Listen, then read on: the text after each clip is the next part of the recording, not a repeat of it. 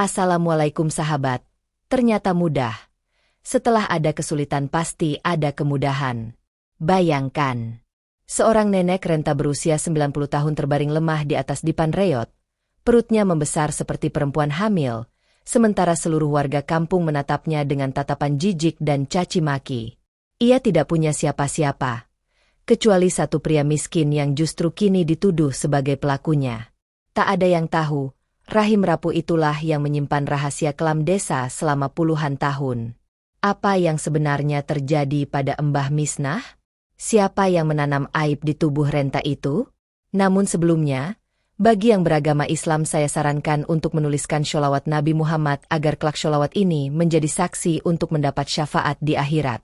Like dan subscribe ke channel ini sangat membantu menyebarkan dakwah Islam dan menjadi amal jariah. Mentari baru saja mengintip dari balik perbukitan Sukoharjo. Embun masih menempel di ujung daun-daun pisang dan aroma tanah basah menyapa pelan perkampungan kecil di ujung desa. Di sebuah rumah panggung tua dari kayu jati lapuk, suara batuk lemah terdengar dari balik bilik. Itulah suara Mbah Misnah, seorang nenek berusia 90 tahun, sebatang kara sejak suaminya wafat puluhan tahun silam. Hari itu, tubuh Mbah Misnah tampak berbeda. Ia duduk pelan di sisi dipan bambu. Wajah keriputnya pucat dan matanya sembab. Yang paling mencolok adalah perutnya yang membesar, menonjol tak wajar, membuat kain jariknya tak bisa lagi dikaitkan sempurna. Tangannya yang lemah menggenggam erat boneka kain usang, satu-satunya peninggalan dari masa lalunya. Mbah Misnah menggigit bibir. Ia tahu ada yang tak beres dalam tubuhnya. Tapi ia tak berani bicara. Tak tahu harus bicara pada siapa. Hidup sendiri telah membuatnya terbiasa memendam segalanya. Dari luar, suara langkah kaki mendekat cepat. Terdengar teriakan melengking dari balik pagar bambu. Mbah Misnah. Astagfirullah. Itu, perutmu. Itulah suara Bu Sarinem, tetangga yang dulu sering meminjam garam tapi kini datang tanpa permisi. Ia langsung membuka pintu rumah Mbah Misnah. Matanya membelalak, bibirnya menganga. Ya Allah, perutmu. Mbah Misnah ini hamil. Mbah Misnah hanya menunduk, tak menjawab. Tubuhnya gemetar. Dan seperti kilat, kabar itu menyebar ke seluruh penjuru desa. Di warung kopi, suara ibu-ibu langsung meledak seperti petasan lebaran. Pasti gara-gara Pak Dul Rahim itu. Dia tiap hari ke rumah Mbah Misnah. Ada maunya. Orang miskin, muka baik-baik, tapi kelakuan setan. Pak Dul Rahim, pria miskin berusia 50 tahun yang tinggal di gubuk reot tak jauh dari rumah Mbah Misnah, dikenal pendiam dan rajin membantu. Ia sering terlihat membawakan makanan, menyapu halaman, bahkan mengganti atap rumah Mbah Misnah saat bocor. Pagi itu, saat ia sedang menambal sandal jepitnya yang bolong, Pak Marsan, ketua RT, datang bersama 3 warga desa. Tatapan mereka dingin. Ayo Dul Rahim, ikut ke balai desa sekarang. Ada apa, Pak? Tanya Dul Rahim lirih. Namun tak ada penjelasan. Hanya sorotan mata yang penuh amarah dan kebencian. Ia digiring seperti pencuri, tanpa tahu apa kesalahannya. Di balai desa, warga sudah berkumpul. Suasana tegang. Mbah Misnah dibawa masuk. Langkahnya tertatih, wajahnya kosong, perutnya menonjol. Semua mata tertuju padanya. Ngaku. Siapa yang bikinmu begini, Mbah Misnah? Bentak Bu Sarinem. Nenek tua itu menatap mereka satu persatu, lalu menunduk. Bibirnya bergerak, tapi tak ada suara keluar. Dia pasti takut. Takut sama Dul Rahim. Teriak Pak Gondo. Pak Dul Rahim mencoba bicara. Suaranya bergetar. Keringat membasahi dahinya. Saya nggak tahu apa-apa demi Allah. Saya cuma bantu, saya nggak pernah. Belum selesai bicara, satu warga mendorongnya. Yang lain mencaci maki. Sebutan, setan, binatang, dan penjahat berhamburan. Tak ada yang peduli pada air mata yang mulai mengalir di pipi Pak Dul Rahim. Mbah Misnah menutup telinganya. Tubuhnya gemetar. Wajahnya basah oleh air mata. Tapi tetap tak ada satu kata pun yang keluar dari mulutnya. Malam pun datang. Pak Dul Rahim diusir dari gubuknya. Barang-barangnya dilempar ke jalan. Ia berjalan tanpa arah. Luka di wajah dan tubuhnya makin parah. Tak ada warga yang mau menampungnya. Akhirnya ia tidur di bawah jembatan kecil di pinggir desa, ditemani udara dingin dan suara serangga malam. Sementara itu, Mbah Misnah dikurung oleh Bu Sarinem. Tidak diizinkan keluar rumah. Perutnya makin berat, tubuhnya makin lemah. Ia sering muntah, menggigil, dan demam. Tapi ia dipaksa diam. Dipaksa memendam semua rasa sakit dan ketakutan yang menyiksa jiwanya. Di tengah malam yang sepi, Mbah Misnah duduk sendirian di sudut kamar. Ia mengusap perutnya perlahan, lalu berbisik dengan suara serak dan gemetar. Maaf, maaf. Kamu harus tumbuh di dunia yang kejam seperti ini. Kabut pagi menyelimuti desa Sukoharjo dengan hawa dingin yang menusuk tulang. Di bawah jembatan kecil, tubuh Pak Dul Rahim terbaring menyatu dengan tanah basah. Tubuhnya memar dan luka-luka. Namun bukan itu yang paling menyakitkan. Yang lebih menyakitkan adalah tatapan kebencian dari orang-orang yang dulu memanggilnya Pak Dul Rahim yang baik, saat minta tolong perbaiki genteng rumah. Ia menatap langit samar. Ya Allah, aku cuma ingin nolong dia, kenapa aku yang disalahkan? Air mata mengalir diam-diam, bercampur dengan debu dan darah di wajahnya. Ia hanya ingin menolong seorang nenek tua yang tak punya siapa-siapa. Ia hanya ingin menjadi manusia baik. Sementara itu, di rumah Bu Sarinem, Mbah Misnah terpenjara dalam sunyi. Jendela-jendela ditutup rapat. Pintu dikunci dari luar. Ia hanya boleh keluar kamar jika disuruh menyapu atau mencuci piring.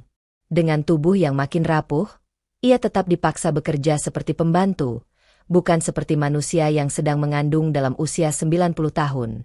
Jangan malas, Misnah. Perempuan tua sepertimu masih banyak dosa. Jangan jadi beban kampung. Bentak Bu Sarinem setiap kali melihat Mbah Misnah terduduk lemas. Setiap malam, nenek itu menangis tanpa suara. Dalam hatinya hanya ada penyesalan dan ketakutan. Tubuhnya bukan hanya lelah, tapi juga terhina, seolah rahimnya menjadi aib yang harus disembunyikan. Desa pun berubah menjadi panggung kebencian. Di warung kopi, di pos ronda, di kebun belakang rumah, semua membicarakan hal yang sama. Nenek tua yang hamil dan pria miskin yang cabul. Tak satu pun dari mereka yang berusaha tahu kebenaran. Tak ada yang bertanya apakah mungkin tubuh renta seperti Mbah Misnah bisa mengandung tanpa sesuatu yang aneh. Tak ada yang melihat bahwa di balik diamnya ada trauma yang belum sembuh. Hari terus berganti. Pak Dul Rahim masih hidup di bawah jembatan. Luka di kakinya mulai membusuk. Ia mulai batuk darah. Tapi ia tak mau kembali ke desa. Ia hanya ingin menunggu waktu. Ia pikir, mungkin memang dunia ini terlalu kejam bagi orang jujur sepertinya. Hingga pada suatu malam yang dingin, di rumah Bu Sarinem, Mbah Misnah tiba-tiba pingsan saat menyapu halaman. Darah mengalir dari kakinya, membuat tanah kering menjadi basah. Warga geger. Astagfirullah. Ini nenek bisa mati ini, teriak salah satu warga. Bu Sarinem tak punya pilihan. Ia menggigil ketakutan. Ia membawa Mbah Misnah ke Bu Juminten, bidan desa yang selama ini hanya diam. Wajah Bu Juminten langsung pucat saat memeriksa tubuh Mbah Misnah. Ini bukan kehamilan normal. Ini sangat berbahaya. Kalau dia terus dipaksa kerja seperti ini, dia bisa mati. Pak Marsan, kepala desa, yang ikut datang, terdiam. Warga yang mendengar itu mulai saling pandang. Tapi Bu Sarinem masih berkelit. Lah terus siapa yang mau tanggung jawab? Masa desa harus keluarin biaya buat perempuan tua sebatang kara yang nyusahin gini? Bu Juminten menatap tajam. Beliau ini korban. Danmu semua bisa masuk penjara kalau sampai dia meninggal. Usianya 90 tahun. Ini bukan kehamilan biasa. Ini kejahatan. Akhirnya, Mbah Misnah dirawat di rumah Bu Juminten, dijaga siang malam. Namun sejak saat itu, wajahnya selalu kosong. Ia tak bicara sepatah kata pun. Hanya memeluk erat boneka tua yang selalu dibawanya kemanapun. Dan di tempat lain, di ujung desa, sebuah pertemuan tak terduga terjadi. Seorang pemuda datang dari Solo. Namanya Rizal, mahasiswa hukum yang sedang menjalani KKN. Ia mendapat laporan medis dari Bu Juminten tentang kasus aneh di Sukoharjo. Ia merasa ada yang tak beres. Saat pertama kali melihat Mbah Misnah, Rizal menangis. Ia merasa sedang menatap ibunya sendiri. "Bu, saya akan cari tahu siapa pelakunya, saya janji." Rizal mulai bertanya ke warga satu persatu. Mayoritas diam. Tapi dari seorang pemuda penjaga toko, ia dapat petunjuk. Dulu sempat ada tamu dari kota. "Pak, namanya Giman. Dia tinggal seminggu di rumah Pak Karjo. Terus mendadak hilang. Katanya pulang. Tapi aneh banget orangnya." Rizal langsung menyusun langkah. Ia mendatangi rumah Pak Karjo, juragan kayu yang disegani. Awalnya Pak Karjo menolak bicara. Tapi Rizal menunjukkan surat tugas resmi dari kampus dan mengancam melaporkan ke Lembaga Perlindungan Anak. Akhirnya Pak Karjo membuka mulut. "Dia keponakan jauh saya. Giman itu memang aneh. Sering keluar malam, suka lihat-lihat rumah orang. Saya nggak tahu dia bakal ganggu nenek itu. Saya kira dia cuma main perempuan." Rizal mencatat semua. Ini awal dari sebuah pengungkapan. Tapi waktu tak pernah menunggu. Malam itu, tubuh Mbah Misnah menggigil hebat. Di dalam kamar, ia terbangun dengan napas terengah. Bu Juminten segera menghubungi ambulans. Di perjalanan menuju rumah sakit, Mbah Misnah menggenggam tangan Bu Juminten, lalu berbisik dengan suara lirih. "Bu, Dul Rahim bukan orang jahat." Bu Juminten menatapnya. "Kamu yakin?" Mbah Misnah mengangguk. Air matanya jatuh. "Dia satu-satunya orang yang pernah baik sama aku." Sesaat kemudian, darah mengucur deras dari tubuhnya. Suara alat medis berbunyi nyaring. Dokter langsung melakukan tindakan darurat. Pagi harinya, kabar mengguncang desa. Mbah Misnah mengalami keguguran. Janin di dalam perutnya tak bisa diselamatkan, namun nyawanya bertahan. Dan saat kabar itu menyebar, semua warga terdiam.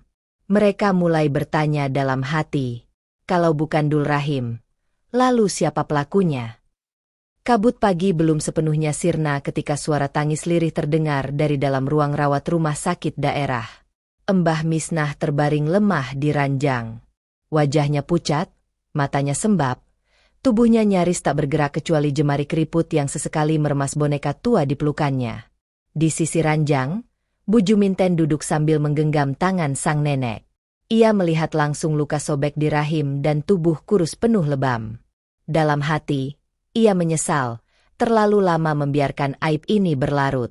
Tak lama, Rizal, mahasiswa hukum yang kini menjadi satu-satunya harapan keadilan, datang membawa dokumen lengkap, laporan medis, pengakuan warga, dan surat keterangan dari kampus. Tapi yang ia butuhkan satu lagi, kesaksian dari Mbah Misnah sendiri. "Bu, kalau ibu siap, tolong ceritakan, siapa yang lakukan ini padamu?" tanya Rizal pelan, takut menyakiti. Suasana sunyi. Hanya suara mesin infus dan detak jam dinding yang terdengar. Mbah Misnah menunduk. Jemarinya bermain dengan ujung selimut. Lalu, dengan suara hampir tak terdengar, ia berucap, "Namanya Giman." Bu Juminten terkejut. Rizal langsung mencatat. Air mata menetes dari pelupuk mata sang nenek. Dia nginep di rumah Pak Karjo. Awalnya baik, kasih makanan, kasih minyak, tapi malam itu dia masuk rumah, pakai kunci cadangan yang dia ambil waktu bantuin aku nyuci. Tubuh Mbah Misnah gemetar hebat. Dia tutup mulutku. Dia bilang kalau aku cerita, aku bakal dibunuh seperti ibuku. Rizal menghentikan catatannya. Ia menatap tajam. "Apa maksudmu, seperti ibumu?" Mbah Misnah menoleh perlahan. Air mata mengalir deras. "Aku dengar, ibu nggak mati karena sakit. Katanya, dia tahu sesuatu, lalu tiba-tiba jatuh dari tangga. Padahal dia nggak pernah naik tangga sendiri. Suasana mendadak berubah. Semua yang mendengar itu terdiam. Rizal berdiri, menyusun semua potongan yang terpecah. Ada pola. Ada sesuatu yang lebih besar dari sekadar kasus pelecehan terhadap nenek tua. Ini soal pembungkaman, soal kuasa, soal kebenaran yang ditenggelamkan. Sementara itu, di balai desa, para tokoh masyarakat mulai bertanya. Bu Sarinem, yang selama ini dianggap penjaga Mbah Misnah, dipanggil untuk memberi penjelasan. Selama ini kamu yang urus Mbah Misnah, ujar Pak Marsan, kepala desa, dengan suara berat. Tapi kenapa anak itu disiksa, dipaksa kerja, bahkan dilarang bicara? Bu Sarinem terdiam. Lalu dengan suara tinggi ia membela diri. Dia tuh keras kepala. Pak, aku cuma ngasih pelajaran. Tapi sebelum ia menyelesaikan kalimat, suara-suara lain mulai muncul. Saya pernah lihat Bu Sarinem jambak rambutnya. Saya dengar dia sering dikurung. Saya nyesel, saya dulu cuma diam. Satu demi satu warga bersuara. Keheningan yang selama ini melindungi Bu Sarinem kini runtuh. Tak ada lagi yang bisa membela. Rizal kembali ke rumah Pak Karjo. Kali ini membawa surat dari Lembaga Perlindungan Anak dan pengacara kampus. Pak Karjo tak bisa mengelak lagi. Iya. Giman itu memang punya kelakuan aneh, suka keluyuran malam, pernah bikin masalah di desa sebelah juga.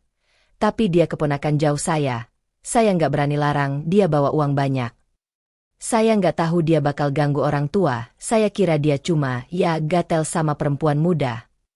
Pernyataan itu cukup untuk Rizal menutup penyelidikan awalnya. Ia langsung melapor ke kepolisian kabupaten. Kasus ini masuk berita lokal. Media mulai meliput. Nama Mbah Misnah jadi simbol perjuangan kaum lemah yang dikorbankan oleh kebusukan sistem dan prasangka masyarakat. Namun, dari semua yang ribut bertanya, masih ada satu orang yang belum tahu. Pak Dul Rahim. Ia masih bersembunyi di gubuk reot di tepi hutan. Tubuhnya makin kurus, luka di kakinya makin parah, dan hatinya nyaris putus harapan. Ia pikir mungkin memang dunia ini tidak butuh orang jujur. Sampai suatu hari, Bu Juminten dan Rizal mencari dia.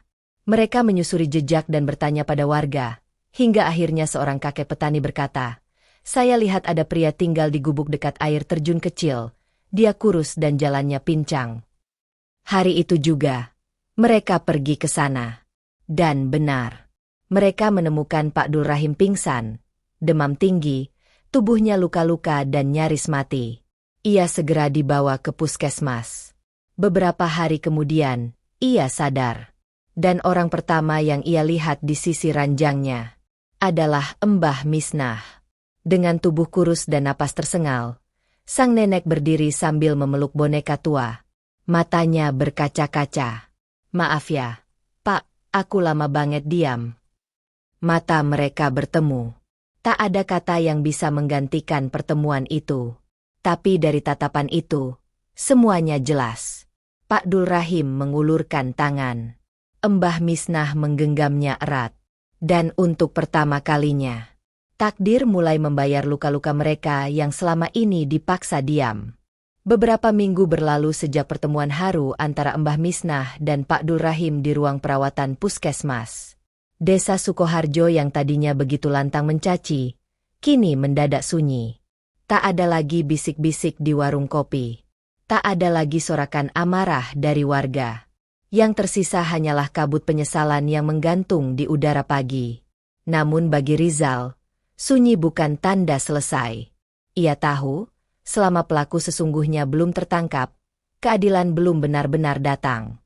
Bersama tim hukumnya dan dukungan dari Lembaga Perlindungan Anak, Rizal membawa semua dokumen yang dikumpulkannya ke kepolisian kabupaten.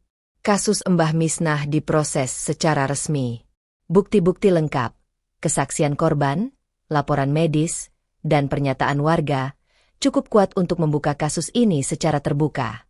Pemberitaan mulai membanjiri media. Nama Mbah Misnah menjadi simbol perjuangan melawan ketidakadilan, Dan nama Giman, pendatang misterius yang sempat hilang dari desa, mulai dicari sebagai tersangka utama. Sementara itu, Bu Sarinem dipanggil untuk diinterogasi oleh polisi. Wajahnya pucat, tubuhnya gemetar. Aku cuma takut. Dia tuh. Giman tuh ngancam aku. Kalau aku cerita, rumahku dibakar. Aku mana berani, Pak, katanya di depan penyidik. Namun alasan itu tak cukup. Pengabaian, penyiksaan, dan fitnah terhadap orang tak bersalah bukan hanya salah sosial. Itu kejahatan nyata. Desa kini berubah. Banyak warga yang tadinya ikut mengusir Pak Dul Rahim, kini datang menangis di depan rumah sakit. Beberapa membawa makanan. Beberapa hanya mampu meminta maaf.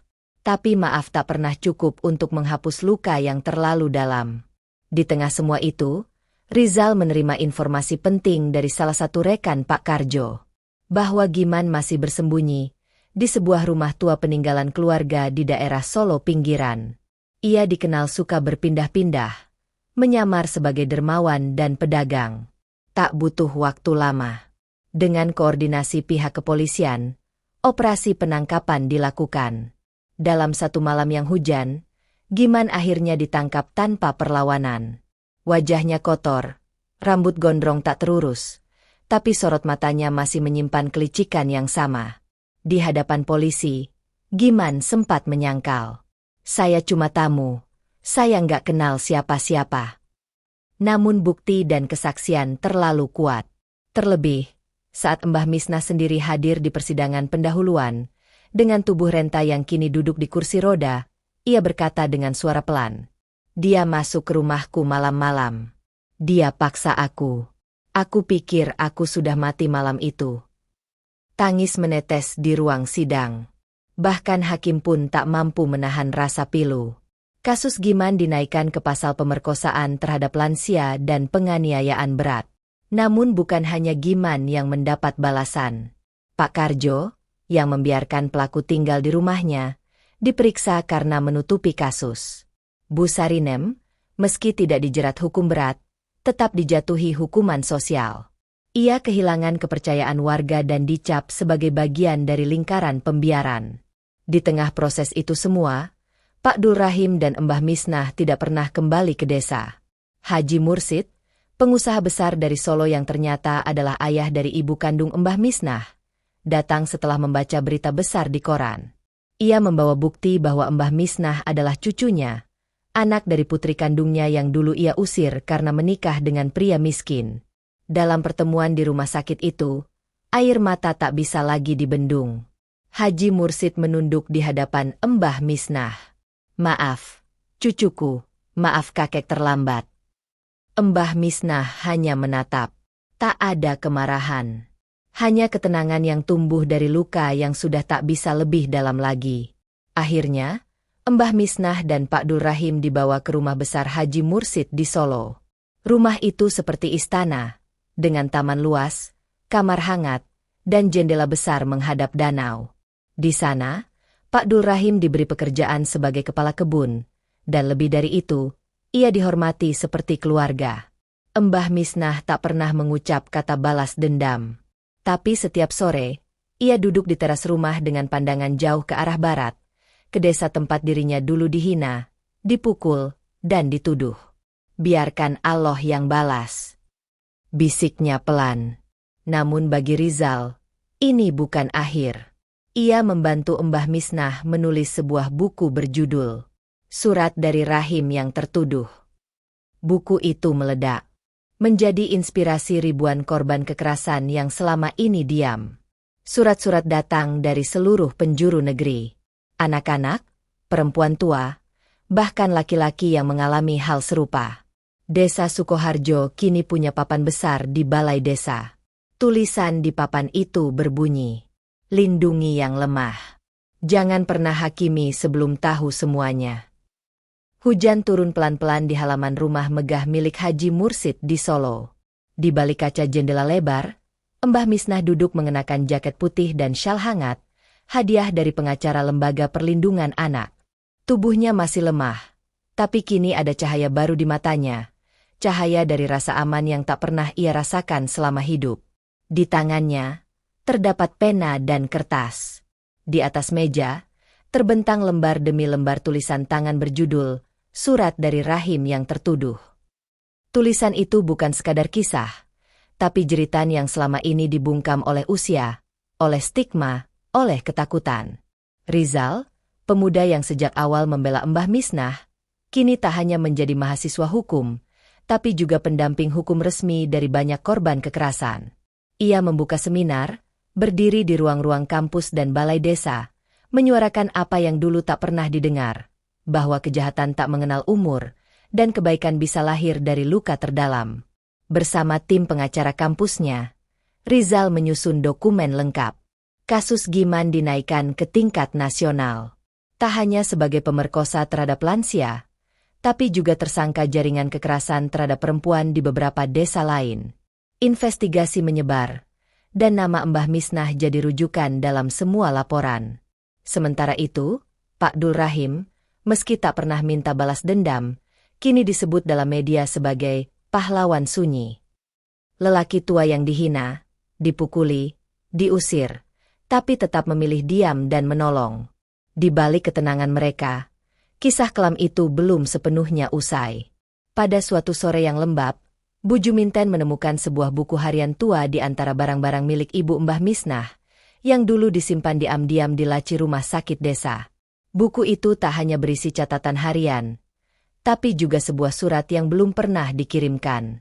Surat itu ditujukan kepada Haji Mursid, ayahnya sendiri. Di dalam surat itu tertulis, "Jika suatu hari aku tidak ada, dan anakku masih hidup, tolong carilah dia. Dia cucumu. Jangan biarkan dia sendirian seperti aku. Jangan biarkan dunia menginjak harga dirinya." Air mata Bu Juminten menetes saat membaca. Ia tahu, surat ini datang terlalu lambat. Tapi tidak sia-sia. Ia menyerahkan surat itu kepada Haji Mursid, yang membacanya dengan tangan gemetar. Lelaki tua itu menangis. Bukan karena kehilangan anak, tapi karena baru kali ini ia tahu bahwa penyesalan memang datang di ujung jalan. Di sisi lain, desa Sukoharjo berubah drastis. Orang-orang yang dulu mencaci kini membangun kembali balai desa. Pos ronda yang dulu digunakan untuk mengumpulkan massa amarah, kini digunakan sebagai tempat pengajian dan pelatihan literasi hukum. Mereka mengundang Rizal untuk mengisi acara bulanan dengan tajuk, "Belajar dari Luka, Menjaga Manusia." Dan yang paling mengejutkan, Bu Sarinem sendiri datang ke acara itu. Ia mengenakan kerudung panjang, wajahnya menunduk, tubuhnya tampak lebih tua dari sebelumnya. Di depan semua orang, dengan suara bergetar, ia berkata, "Saya minta maaf. Saya salah. Saya takut waktu itu. Tapi ketakutan saya membuat saya melukai orang yang paling lemah." Tak ada yang bertepuk tangan. Tapi sunyi itu lebih berarti dari 1000 tepuk tangan. Di rumah megahnya, Mbah Misnah membuka surat dari anak-anak korban kekerasan. Ada yang mengirim puisi. Ada yang mengirim gambar. Ada pula yang menulis hanya satu kalimat. "Nenek, aku jadi berani karena baca kisahmu." Mbah Misnah menggenggam surat-surat itu dan berkata pelan pada Pak Dul Rahim yang sedang menyapu halaman. "Pak, aku dulu pikir aku cuma rahim tua yang membawa aib. Ternyata Allah kasih makna lewat lukamu." Pak Dul Rahim menunduk dan menjawab lirih, "Kita ini bukan orang penting, Mbak Misnah. Tapi kisahmu penting untuk orang lain." Hari itu, buku, Surat dari Rahim yang Tertuduh, resmi diterbitkan. Dalam waktu seminggu, buku itu masuk ke daftar buku yang paling banyak dibaca di platform digital. Para guru, ustadzah, aktivis, hingga mahasiswa mulai mengutipnya di berbagai forum. Sementara itu, di ruang tahanan kepolisian Solo, Giman tak bisa menghindar lagi. Kasusnya mulai dibuka berlapis-lapis. Jaksa menyatakan tuntutan maksimal. Ia bukan hanya pelaku tunggal, tapi juga memiliki riwayat pengulangan di desa lain. Ketika persidangan terbuka dimulai, Mbah Misnah datang. Kali ini bukan sebagai korban, tapi sebagai saksi utama. Di hadapan puluhan jurnalis dan pengamat hukum, ia berkata, "Saya cuma nenek tua yang hidup sendiri. Tapi saya percaya, Allah tidak tidur. Semua luka ada waktunya untuk disembuhkan. Tapi kebenaran selalu punya caranya sendiri untuk muncul." Wajah Giman tertunduk. Tak ada lagi senyum licik. Yang tersisa hanyalah ketakutan. Persidangan itu menjadi puncak yang tak hanya menyelamatkan Mbah Misnah, tapi juga memperbaiki harga diri desa yang dulu tenggelam dalam kebencian. Dan sejak saat itu, nama Mbah Misnah tak lagi dikaitkan dengan fitnah. Ia adalah simbol ketahanan. Ia adalah suara dari rahim yang pernah tertuduh. Dan kini, ia menjadi lentera bagi banyak jiwa yang masih terpenjara dalam diam.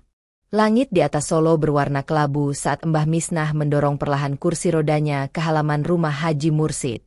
Di pangkuannya tergeletak beberapa surat dari anak-anak di pelosok negeri. Semuanya ditulis dengan tangan gemetar namun penuh harapan. "Nenek Misnah, aku juga pernah dipaksa diam. Tapi sekarang aku ingin bicara. Nenek, aku pengen sekolah biar bisa bantu nenek-nenek lain kayakmu. Mu berani, aku jadi berani." Surat-surat itu menjadi alasan bagi Pak Dul Rahim, Rizal, dan Haji Mursid untuk mewujudkan ide yang awalnya hanya terucap di bibir, membangun rumah belajar untuk perempuan dan anak korban kekerasan. Lahan kosong milik Haji Mursid di pinggiran Solo disulap menjadi bangunan sederhana tapi bersih, penuh warna, dan bernama Pondok Cahaya Misnah.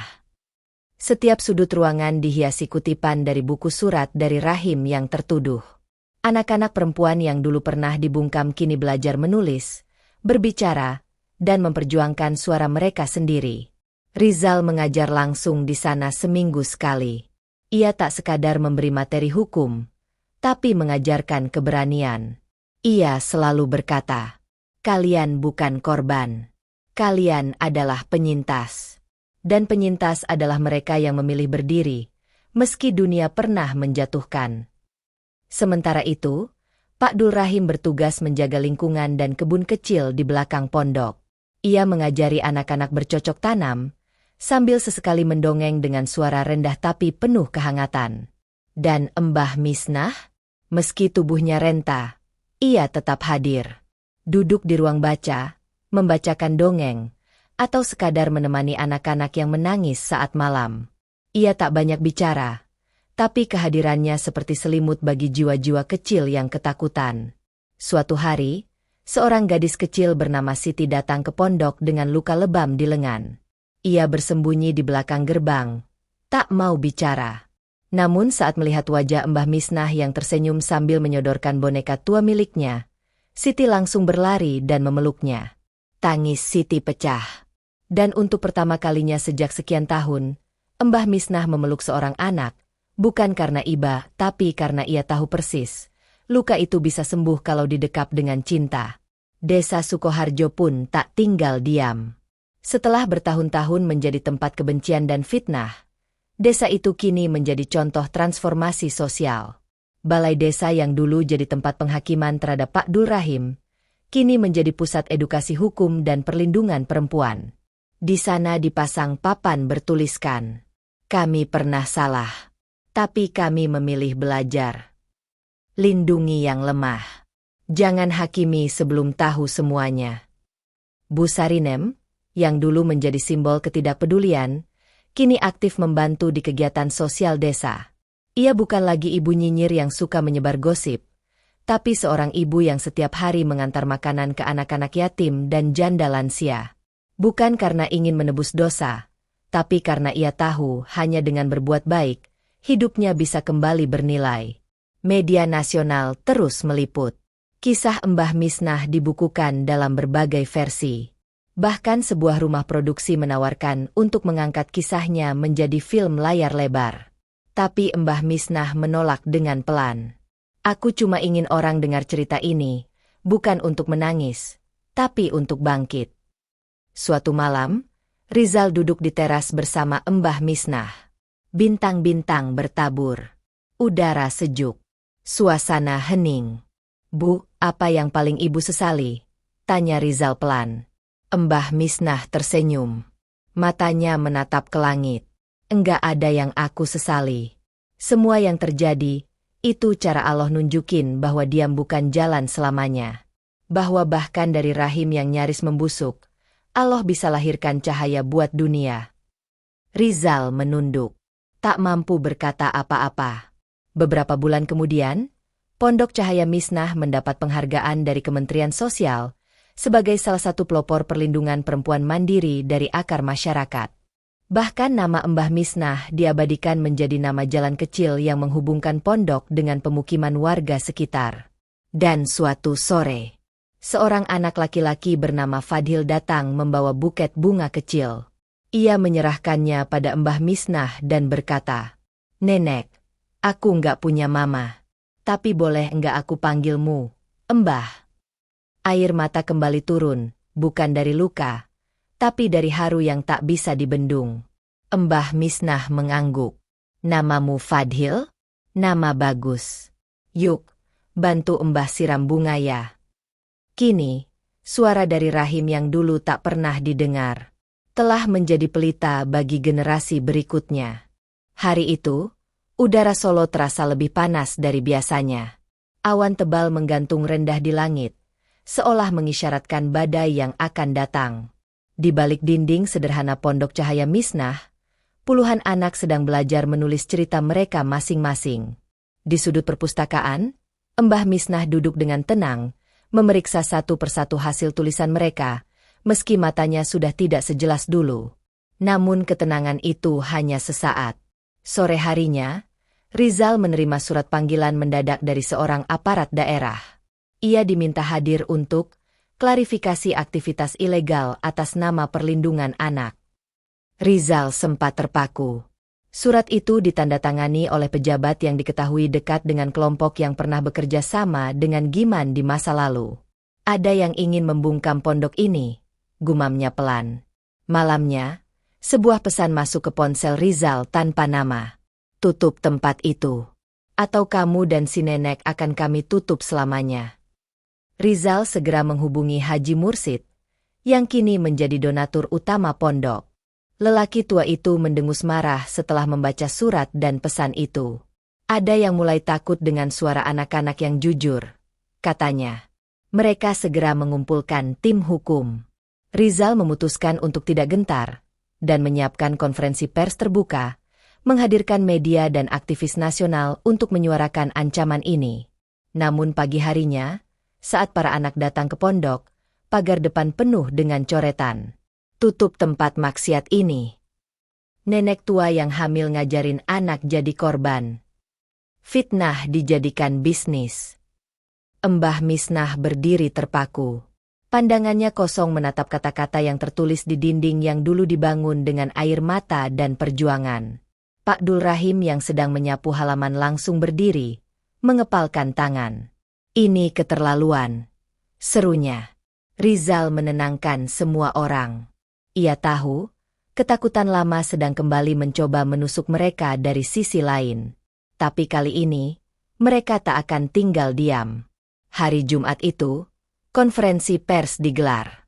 Media datang dari berbagai kota. Aktivis hadir. Beberapa mantan korban kekerasan bersaksi langsung tentang bagaimana Pondok Cahaya Misnah telah menyelamatkan hidup mereka. Dan akhirnya, Mbah Misnah bicara di depan umum. Dengan kursi roda, tubuh lemah, dan suara serak, ia duduk di podium kecil. "Saya ini cuma perempuan tua yang pernah dibungkam. Tapi saya tak menyesal pernah hamil. Karena dari situ, saya tahu betapa kejinya manusia yang lebih memilih mencaci daripada mencari tahu. Kalau pondok ini ditutup, berarti dunia ini memang belum siap melihat kebenaran dari mata anak-anak." Seluruh ruangan hening. Wartawan mencatat, beberapa menunduk, bahkan menangis. Video pidato itu viral dalam waktu 2 jam. Dalam sehari, ribuan komentar dukungan membanjiri akun resmi Pondok Cahaya Misnah. Namun serangan belum usai. Malamnya, saat hujan deras mengguyur, sekelompok orang bertopeng mendatangi pondok. Mereka membawa cat semprot, merusak pagar, dan menebar selebaran ancaman. Beruntung, Kamera pengawas berhasil merekam semua wajah mereka.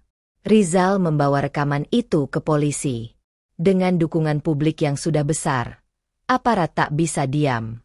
Dalam seminggu, 4 pelaku ditangkap. Mereka mengaku disuruh oleh seseorang berinisial K, mantan pejabat desa yang dulu bekerja sama dengan kelompok Giman dan masih menyimpan dendam karena bisnis gelapnya terbongkar oleh keberadaan pondok itu. Publik marah. Media menggempur balik. Pondok Cahaya Misnah tak lagi menjadi pondok kecil di pinggir kota. Ia berubah menjadi simbol kebangkitan nasional. Dalam waktu singkat, Presiden mengirim surat dukungan, menyatakan bahwa keberadaan pondok semacam ini harus dilindungi negara. Bahkan Kementerian Pendidikan dan Kementerian Sosial mengusulkan program nasional berbasis kurikulum Pondok Cahaya Misnah.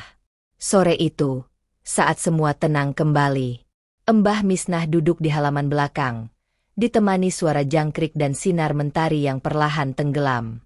Di sebelahnya, Rizal duduk bersila. "Bu, kita menang." Mbah Misnah menggeleng pelan. "Belum, Le. Kita baru membuat dunia mendengar. Tapi membuat mereka peduli, itu perjuangan seumur hidup." Pak Dul Rahim datang membawa 2 cangkir wedang jahe. Mereka bertiga duduk dalam diam. Tak ada kata. Tapi hati mereka berbicara satu hal yang sama. Perjuangan ini belum selesai. Tapi mereka tidak akan pernah takut lagi.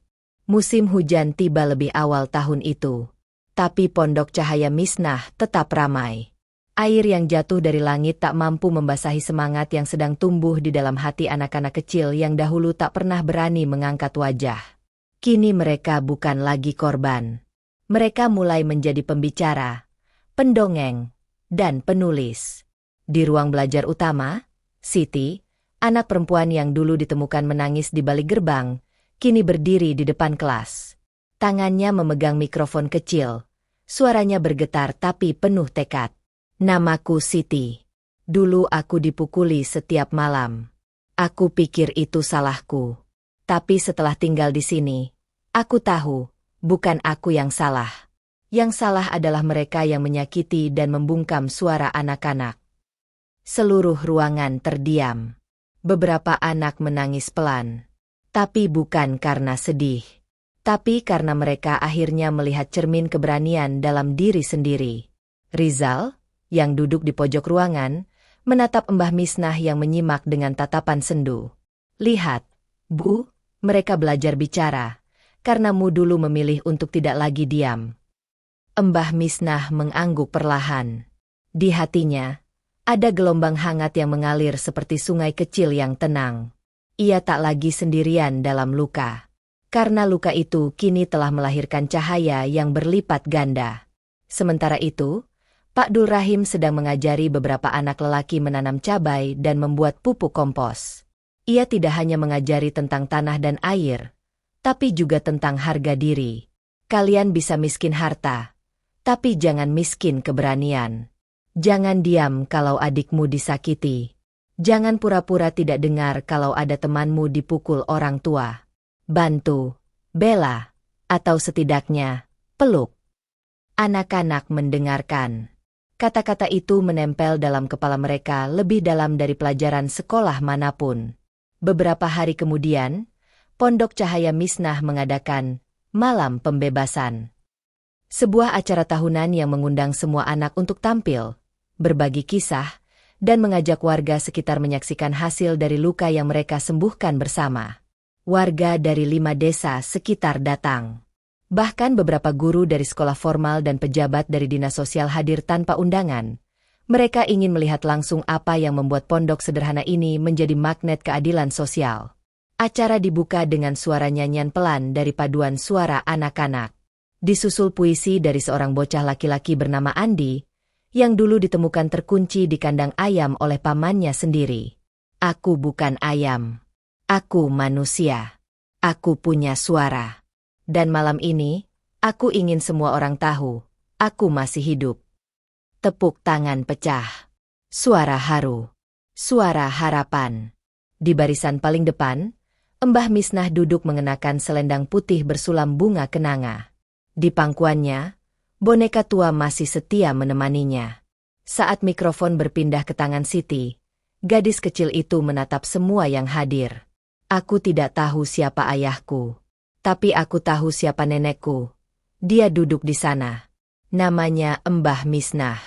Dan karena dia, aku bisa bicara. Karena dia, aku tahu aku bukan kotoran. Aku bukan aib. Aku cahaya. Tangis membanjiri ruangan. Dan untuk pertama kalinya sejak pondok itu berdiri, anak-anaklah yang mengajari orang dewasa tentang cinta, keberanian, dan kebenaran. Acara malam itu ditutup dengan lampion yang diterbangkan ke langit. Setiap lampion bertuliskan nama seseorang yang pernah menyakiti mereka. Tapi tak ada satupun dari mereka yang menuliskan kata kebencian. Yang mereka tulis hanyalah, "Aku memaafkan. Tapi aku tidak akan lupa. Suaramu tak bisa kau matikan. Kami tumbuh. Meski dulu pernah diinjak." Malam itu, Mbah Misnah menangis diam-diam. Bukan karena sakit, tapi karena hatinya telah pulih. Ia berkata dalam hati, "Allah, terima kasih. Ternyata hidupku tidak sia-sia. Bahkan dari rahim tua ini, Engkau lahirkan 1000 suara baru." Angin pagi bertiup lembut di halaman belakang pondok Cahaya Misnah. Matahari baru saja muncul dari balik bukit, menyinari pepohonan pisang dan pagar bambu yang berjajar rapi. Di kursi kayu yang mulai keropos, Mbah Misnah duduk mengenakan selimut tebal, boneka lusuh tetap di pangkuan. Tubuhnya mulai melemah. Nafasnya sering terengah. Langkahnya makin pelan. Tapi matanya tetap menatap tajam pada setiap huruf yang ia tulis di atas kertas. Ia tahu, waktunya tak lama lagi. Maka ia ingin menulis sesuatu, surat terakhir, bukan untuk dirinya, tapi untuk dunia. Untuk anak-anakku. Jika suatu hari nanti kalian merasa kecil dan tak berarti, ingat bahwa aku, seorang nenek tua yang dihina dan diludahi, pernah jadi cahaya bagi kalian. Dan kalian kini adalah api yang tak bisa dipadamkan. Ia menulis pelan, tangan bergetar. Pak Dul Rahim menemaninya dari kejauhan, sesekali melihat ke arah Rizal yang duduk di bawah pohon mangga sambil membaca laporan perkembangan pondok terbaru. Hari itu adalah hari spesial. Rizal baru saja mendapatkan undangan untuk berbicara di Forum Internasional Perlindungan Anak di Turki. Ia akan membawa kisah pondok Cahaya Misnah ke panggung dunia. Namun, Mbah Misnah belum tahu kabar itu. Rizal menunggu waktu yang tepat untuk menyampaikan. Menjelang sore, Rizal menghampiri Mbah Misnah yang tengah memandang langit dengan mata berkaca-kaca. "Bu, boleh saya cerita sesuatu?" Mbah Misnah mengangguk lemah. "Saya diundang ke luar negeri, Bu. Ke Turki. Mereka ingin dengar kisahmu. Kisah kita semua." Mbah Misnah tersenyum. Tapi bukan senyum yang biasa. Senyum itu seperti air terakhir di musim kemarau. Hening tapi penuh makna. "Alhamdulillah. Allah Maha Baik." Rizal menunduk, memegang tangan keriput itu. "Bu, saya nggak akan berangkat kalau mu keberatan. Saya bisa tetap di sini, jaga pondok." "Berangkatlah. Le, ceritakan tentang kami. Biar dunia tahu, anak-anak kecil di sudut desa pernah berani melawan." Sore itu, angin bertiup sedikit lebih kencang. Awan berkumpul di atas langit pondok. Burung-burung berputar seolah mengantar sesuatu yang tak bisa dijelaskan. Malamnya, saat semua anak sudah tidur, Pak Dul Rahim masuk ke kamar Mbah Misnah untuk memberikan obat. Ia tertegun. Mbah Misnah tertidur dengan wajah tenang. Surat yang ia tulis masih terbuka di atas meja. Di baris terakhir, tertulis, "Aku bukan korban. Aku penyintas. Dan dunia tidak berhak mematikan harapan siapapun, hanya karena dia pernah dihina. Selamat tinggal. Jangan tangisi kepergianku. Lanjutkan suaraku." Pak Dul Rahim memanggil Rizal. Keduanya hanya bisa berdiri dalam diam. Tak ada tangis yang pecah. Karena kepergian itu bukan kepergian dalam kekalahan. Itu adalah perjalanan pulang seorang pejuang. Pagi harinya, seluruh desa Sukoharjo berkabung. Tapi bukan dalam kesedihan. Mereka berduyun-duyun datang ke pondok, membawa bunga, membawa doa, membawa cucu-cucu mereka untuk mengucapkan terima kasih kepada nenek yang pernah mereka tuduh tanpa ampun. Prosesi pemakaman berlangsung dengan penuh kehormatan. Haji Mursid memimpin doa. Rizal membacakan surat terakhir Mbah Misnah di depan ratusan orang.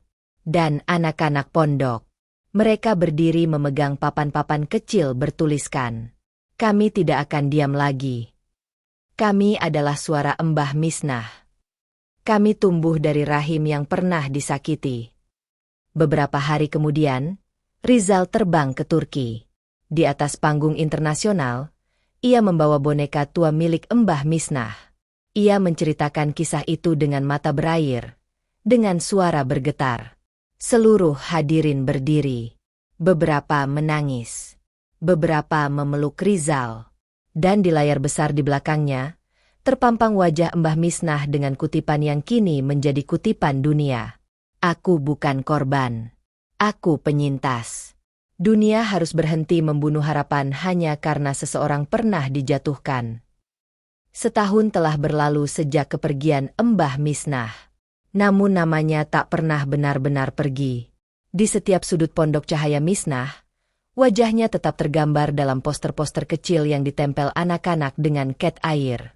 Boneka tuanya kini disimpan dalam kotak kaca di ruang utama, bukan sebagai peninggalan, tapi sebagai simbol bahwa suara seorang nenek bisa mengguncang dunia. Rizal kini menjadi advokat penuh waktu untuk perlindungan anak dan perempuan. Ia keliling ke banyak pelosok negeri, menghidupkan pondok-pondok serupa dengan semangat yang dulu dinyalakan oleh nenek tua itu. Ia tak pernah mau disebut pahlawan. Pahlawan itu Mbah Misnah. Aku hanya penyambung kisahnya. Pak Dul Rahim, yang kini dipanggil Pak Dul oleh anak-anak, masih setia menjaga pondok. Meski rambutnya memutih dan langkahnya sudah tak secepat dulu, tapi ia masih mengajarkan tanaman, menjaga kebun, dan menenangkan anak-anak yang ketakutan di malam hari. Mbah Misnah boleh pergi, tapi tempat ini rumahnya, katanya setiap pagi saat menyapu halaman. Sementara itu, anak-anak pondok tumbuh menjadi para pemimpin kecil. Siti, yang dulu pemalu dan penuh luka, kini menjadi mentor untuk anak-anak baru yang masuk. Ia menulis buku keduanya, Aku Tak Lagi Menangis di Bawah Meja, buku yang meledak di pasaran dan diterjemahkan ke dalam 5 bahasa. Setiap tahun, tanggal wafat Mbah Misnah diperingati sebagai Hari Suara yang Kembali. Pada hari itu, ribuan anak menulis surat kepada diri mereka sendiri. Mereka menulis apa yang dulu ingin mereka katakan tapi tak sempat terucap. Aku berharga. Aku punya hak. Aku tidak pantas disakiti. Aku akan melindungi yang lain. Surat-surat itu digantung di taman pondok, membentuk lorong doa dan harapan yang berderet sepanjang jalan masuk. Dan di tengah taman itu, sebuah patung kecil didirikan. Bukan patung raksasa. Hanya sebentuk sosok perempuan tua duduk di kursi rotan, tersenyum sambil memegang boneka. Di bagian bawahnya tertulis, Mbah Misnah. Dari rahimnya lahir cahaya. Banyak yang datang dari luar kota hanya untuk melihat tempat itu. Sebagian menangis. Sebagian membawa anak mereka. Dan sebagian lainnya datang untuk memulai hidup baru. Karena pondok Cahaya Misnah tak hanya menyembuhkan, tapi juga melahirkan. Pada suatu malam, saat langit terang oleh bulan purnama dan pohon mangga menggoyang pelan ditiup angin, Rizal duduk di teras pondok sambil menatap langit. Di tangannya, surat asli terakhir dari Mbah Misnah masih disimpan. Ia membacanya sekali lagi, pelan, seperti doa. Kalau nanti aku tiada, jangan diratapi, tapi lanjutkan suaraku. Bangunkan anak-anak dari tidur panjang mereka. Ajak mereka bicara. Bimbing mereka berdiri. Karena diam itu nyaman, tapi bukan rumah. Suaralah yang akan membawa mereka pulang. Rizal menutup surat itu dan menatap ke arah taman, di mana anak-anak masih tertawa, berlarian, menari, dan bernyanyi. Ia tersenyum. Perjuangan belum selesai. Tapi suara Mbah Misnah tidak akan pernah padam.